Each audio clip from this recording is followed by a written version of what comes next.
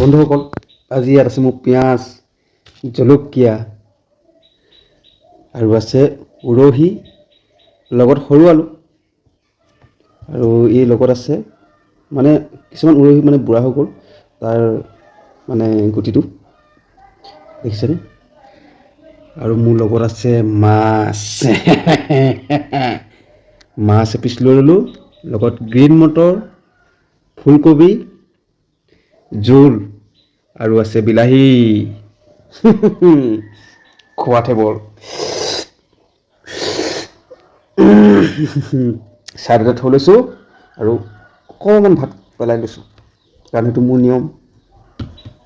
মই অকণমান ভাত এই মানে কি হয় ধৰতি মাক দিওঁ আৰু অকণমান কাঁহীত থৈ দিওঁ, কাৰণ কাইলৈ আকৌ খাব লাগিব নাই।